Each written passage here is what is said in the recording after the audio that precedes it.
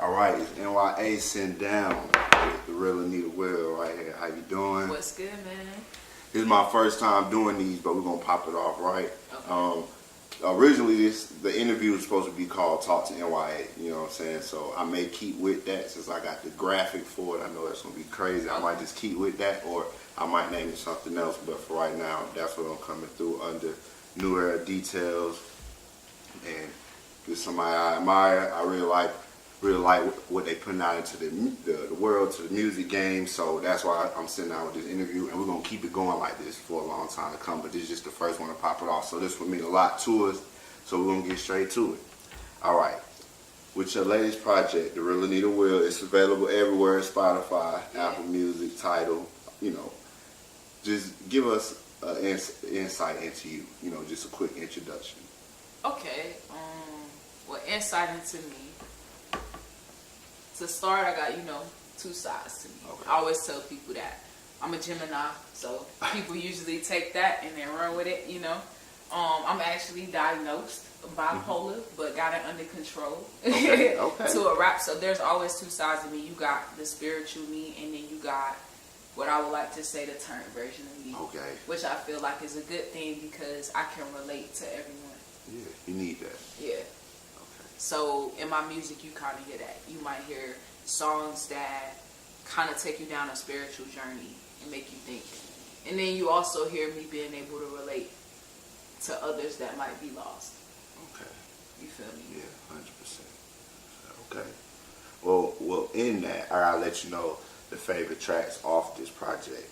All right, Flowers, We Must Die Just to Be Alive, They Don't Give a Fuck About You, and Blessed to My Grave. So if y'all haven't, those my standouts. So after this, when y'all do watch this, those are songs that I recommend.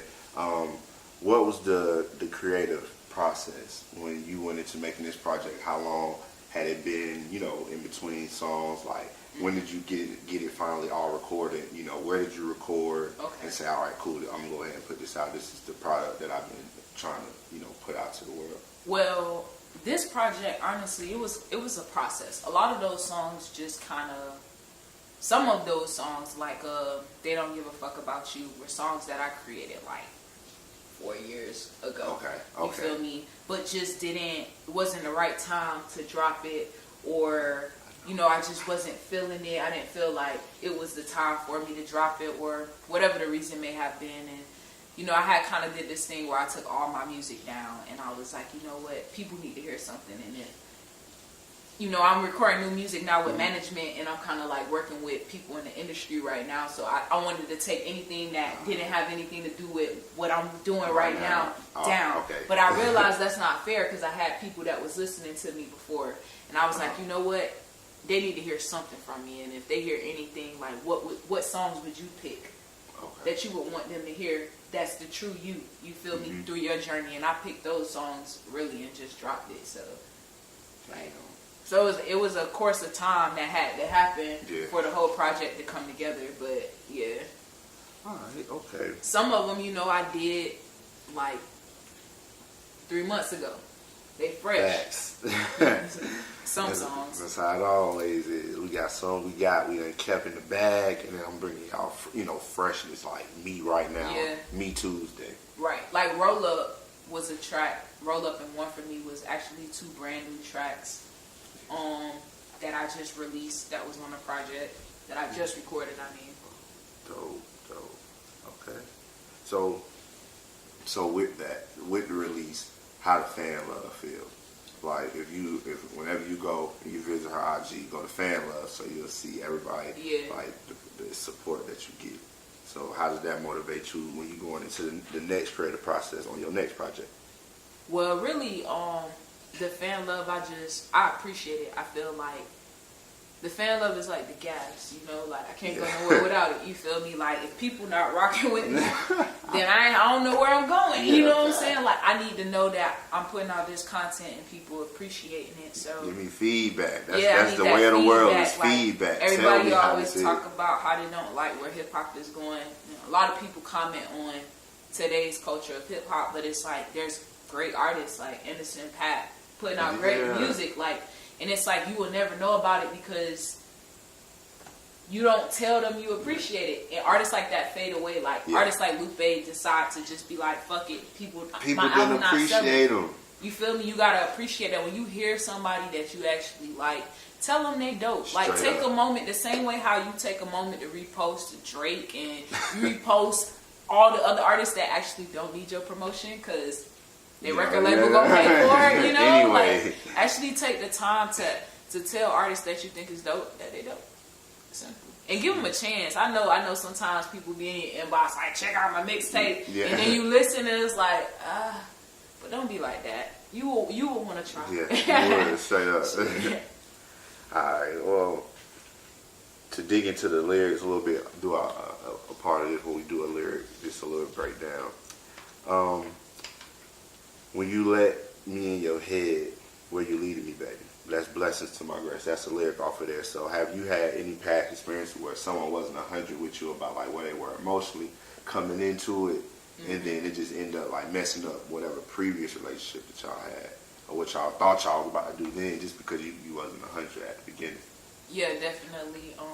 Been through something that was like that.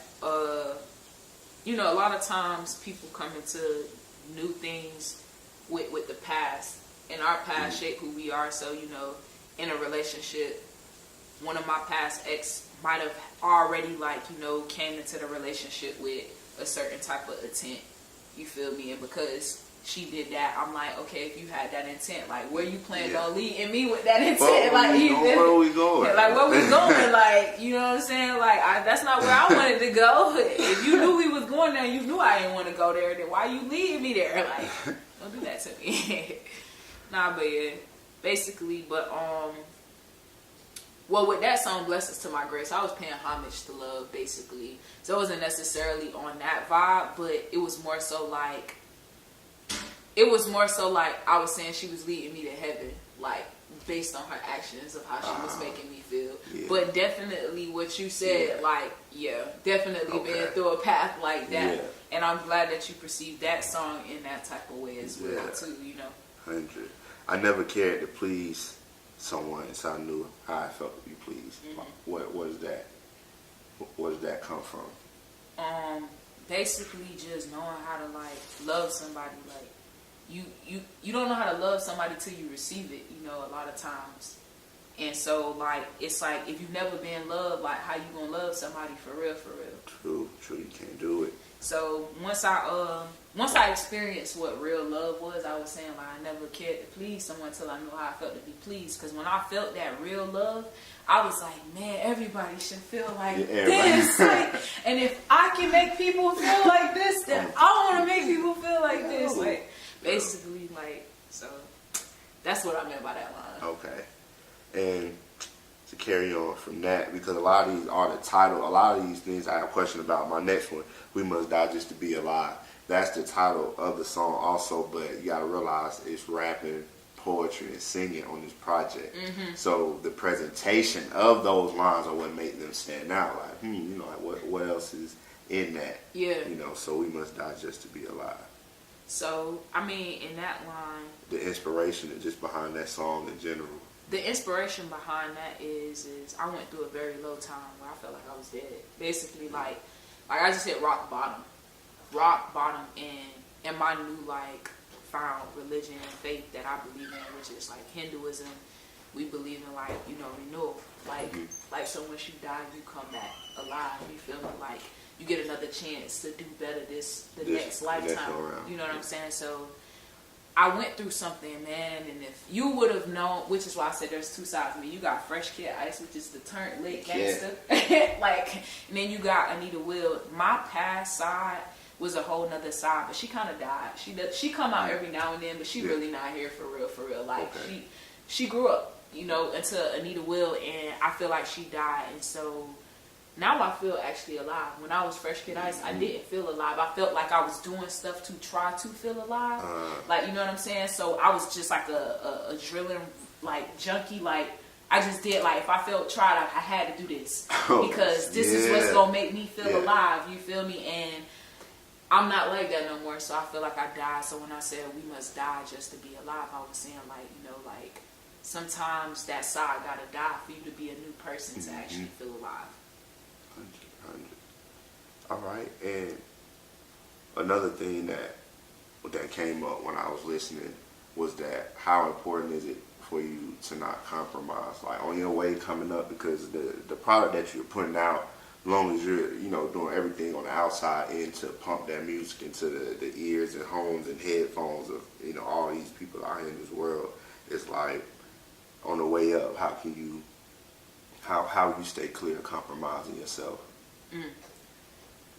My way of doing that is just kind of always leaning towards love, the content of love, because when you get to a certain level, everybody gonna be in your ear and telling you what to do, you know what I'm saying? But nobody can turn down the content of love. Like, love is the most powerful source for me.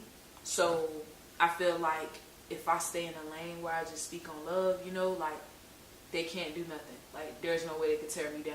Like, I ain't gotta compromise who I am in no type of way, because people gonna always be able to relate to love.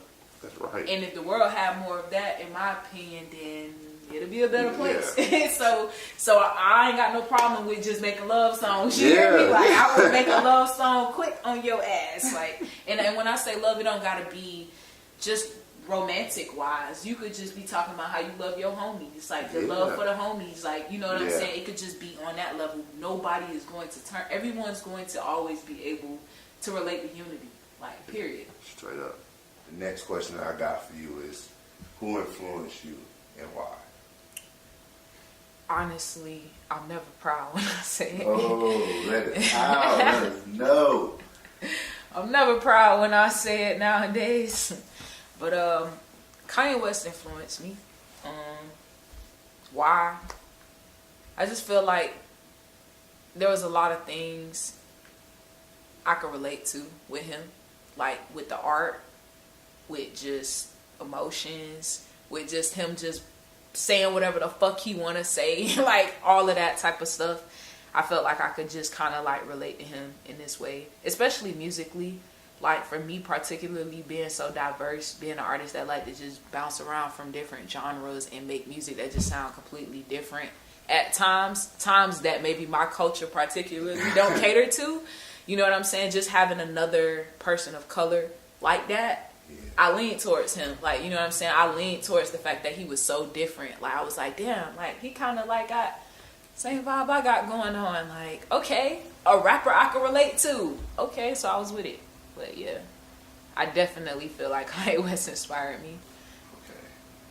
Okay. And the reason I asked that, and I didn't want you to be ashamed of who the influence was, because it's always interesting to me to see the product that I'm listening to and hear the influences. Like, damn, you telling me these influences is what is all went into the mind of the person that put this project out. So it's like every person that puts something out is like keep growing. I really respect that. I'm like, damn. Your same influence is going to be on somebody else's project. What influenced them to do what they do in the future, just like Kanye did that for you, and that's really dope. Appreciate it. Yeah. On top of that shit, when you bring it up, somebody like Kanye, how you feel about today's hip hop culture? Because Kanye in his hip hop culture, he been in it for a long time. So even with him, how do you feel about this? Just the culture, new way. How we stand it today? How Joe Budden said, state of the culture. As of now, I just see the unity in the culture. More than anything, I see the unity. I'm not even going to talk about the craft of hip-hop at this point, because if we're going to ask me how I feel about the craft of hip-hop, I think it's trash. But if you want to ask me how I feel about overall what's going on in hip-hop, I see the unity. Even the people that don't sound so well are clicking up with the people that sound so well. Like, you got J. Cole featuring, you got 21 Savage featuring an artist like J. Cole. You know what I'm saying? So I've never seen this type of unity. I've never seen conscious rappers get together with the gangster rappers. So from what I'm seeing now, I'm enjoying the unity. Just people coming together. Even if it's not how I wanted it to look, I'm going to take the time to appreciate and see what's going on. It's unity. right now is unity. It's a lot of hip hop heads just coming together. Not even hip hop heads. It's a lot of rappers and hip hop heads just uniting and trying to do something and getting along. So I guess I see the unity in it for hip hop culture today, I guess.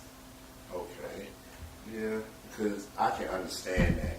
Because I feel like we are at one of the best places that we have been in hip hop. It has so many, like, different parts. So what we do hip hop, if you want to do this hip hop thing, you come into it, and for the most part, people accept you. You pronounce something, you're not disrespecting it, you pronounce something that's potent or people connect to, then you can do hip hop. Mm-hmm. And do you feel like the hip hop culture and the industry has a good representation of the LGBTQ community? Like, how do you feel like hip hop in that stance? Because it all a lot of changes. I know of some artists, so yeah, I definitely feel like there can be a better representation. I see I see how it improved. Like, I'm gonna always pay homage to N.y.a. She's a stud lesbian woman who came out and she didn't compromise her style or who she was. Like, she just came out raw. Like, she didn't do this thing where she was like, I'm gonna wear makeup to appease to my audience, or I'm gonna act this way to appease to my audience. She came out like, this is me. But when I say it could be a better representation, I mean just showing people the different types of LGBTQ. It looks so differently, like, because the type of stud that N.y.a is, I'm not that type of stud. So the stuff that she say in her songs, like, I can't relate to. You know what I'm saying? And I think that it's important for like the people that live in this world with us to see, like, oh, it's all type of lesbians. Like, not all of the masculine girls like do this thing where they like think it's wrong for guys to find them attractive, or like, it's different levels of like the LGBTQ, and I feel like it's important for the world to see that representation, especially now being in this country where accepting the LGBTQ is supposed to be something that's prospering and happening. I think it's important to include that into like the music as well, like the industry. So with you now, you now are working yourself into being a part of the industry, not just, how J. Cole said that at first I tried to just put my music out and it speak for itself, but I see that I gotta be out here. So I just can't wait to see you in that sense, in that vibe. And I wanted to know, you already put a project out this year. What else can we expect to drop? Do you expect to drop again this year? Do you have to put the project out and I'm busting right back, or I need to take my time and experience life, and I'm gonna come and give y'all something else? I actually got something in the works. I'm not going, don't quote me on it, but I plan on dropping something around, my birthday, around that time. So look out for like Gemini season, I would say. But it'll be a project that I'm working on, kind of like with like the new management that I've been like working with. So they're talking about, they just got a distribution deal with Sony, so he trying to look to release like some new music. So that's what we kind of working on right now, as of now. But don't quote me on it. Y'all just wait for Gemini season. It might be here. They got settled at, and like, all our ancestors there and stuff like that. So they basically gentrified the entire neighborhood, tore it down. So everything that like was left that we had or whatever, they just wanted to film and get the people that was making a difference in the neighborhood, and they did that. So it was sad though. It's sad. Yeah, because that was your people's store. That was that store gone now. That was a family business when me and my girl came to Miami and when we first met you. Yeah, you was telling me, I was like, what? Yeah. So that's what we would be looking for, black people down there that was doing their thing. Yeah. That made us sad too, because I was looking around trying to peep game. Like on certain sides, I felt like I was more, back home in our middle black people or mixed people. You see that line, how it was like, boom, you here, and then boom, you there. It's like, the sad thing about it is, it's like in my documentary, I did my own version too. Like, I filmed how it was crazy that it's a $2 million house right here, right? Next to that house is a trap. Next to that house is a $4 million house. Next to that house is the projects. Yeah. And it was sad because it's like, The little black kids in the community gotta see this shit. You feel me? It's like it's like right there. It's right there. It's right in your face. Yeah. You feel me? You see when Joey mother takes him to school, he's going in the Benz, and you see Tyrone walking to the bus stop. It's just sad. Yeah. Like, and they going to the same school. And no type of community. No communication. communication. No none of that. It's just. So imagine what they can get done together if all those kids can interact with each other. You know what I'm saying? You know, I hate that when the sense of community gets lost when people move. And you got a couple of them. I'm not gonna put them all in the basket together. You have a couple of them that did show some type of empathy, and I guess try to engage. But at the end of the day, me personally, if I was them, I wouldn't felt comfortable moving there. Period. I'd have just been like, I don't like what's going on here, and I see what's going on here. I'm gonna find another neighborhood to stay in. And this just makes me feel wrong as a human to stay here knowing that the project's right here. Like, I'm gonna just pull up with my Benz and no, that's just like, what type of person are you? Like, that's fucked up. Like, you got enough money clearly to move to another neighborhood. Don't stay here. Matter of fact, you should be boycotting. You should be protesting with us. Like, don't tear down these people's hood. If anything, we should make the community better for them. Like, not tear it down and move in their neighborhood. Like, that's fucked up. Like, but what do I know? I'm just a rapper. You got a lot of insight. I appreciate that. Well, I guess that goes into we fed right into the next thing that I was thinking about was coming to ATL from Miami. I know the environment got to be different, to change their lifestyle, how people network and communicate with each other, personality. So, what's the switch that you've been seeing since you've been here? Man, back home, yeah. You want to know what I love about ATL right now? Black people love to be black. Yeah.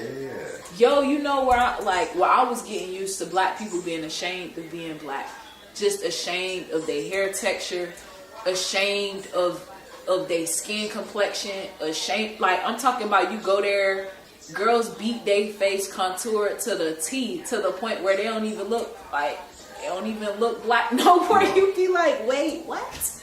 Like, and I like here, like, people just love being black here. I love that, like, for real. That's definitely what I've enjoyed thus far. The difference, but I ain't gonna front. This whole cold thing y'all had going on, this cold front, this winter thing. You wasn't not really fucking with it. I like the food too. Southern good food, you feel right. me? Real good soul food. I do miss, like, seafood and stuff, like fresh seafood, but I like that soul food, so. The A1 in my heart, for sure. For sure. Like, it feels good to be around black people that love to be black and willing to come together on that, Yeah. Okay. And being here in Atlanta, the inspiration, when you work on your projects, is it a start to finish storyline? Like some people, when they put out their music, you're getting a story from track A to track, Z, and you just trying to make sure you listening. Sometimes you listen even harder. Just like when you go and see a Jordan Peele movie, you looking a little harder because you know what to expect. Yeah. Or are you a person that just they do, what I'm saying? Some people compile a lot of tracks and they go through those. They don't necessarily going to try and tell a story with it. They just pick 10, 11, 12 of their just favorite songs and they put it out as a project. So what do you fall in?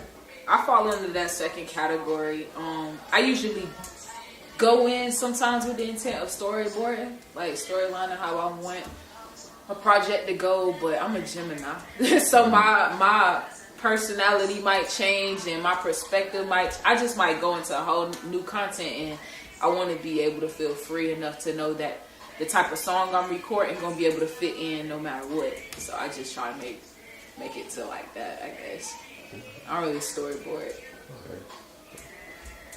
I respect artists that can do that though. Yeah. Cause I'd be like, damn, you gotta have a very disciplined mind to do that. Like to just Usually, sometimes things just fall into place for me, so it might have seemed like I storyboarded it, or like I was trying to tell a story. But my whole life is just a story But to the point anyway, where, these to the point where no matter what, it just come out like that. You feel me? I just feel like if you just keep it truthful in your music, you'll always be able to do that.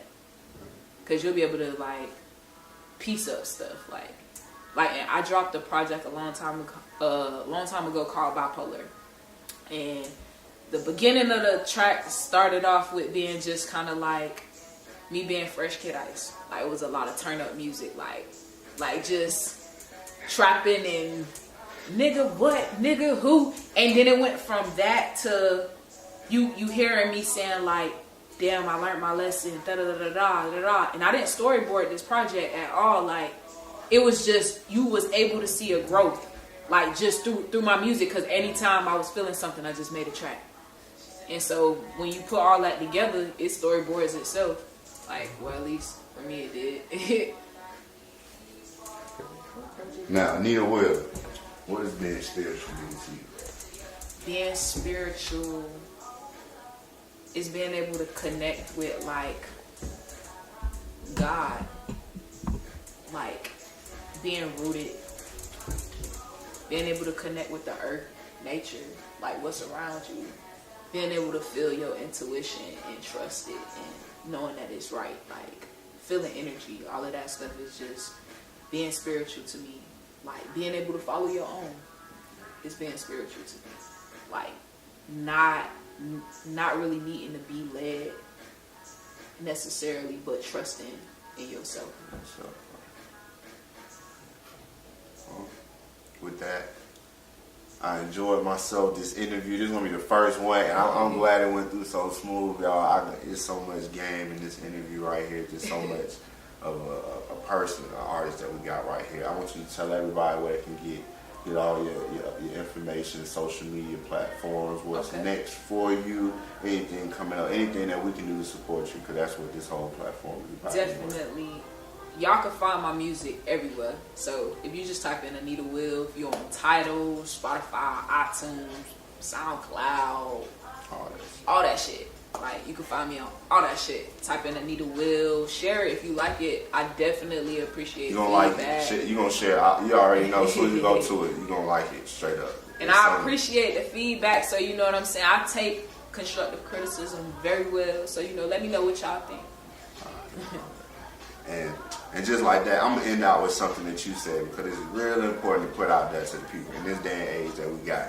You can't worry about what everybody else doing. At the end of the day, worry about you. Your spirit is in your body. That's Anita Will right there. And that's what we're gonna dip out with. So I appreciate you. All right, y'all. Yeah.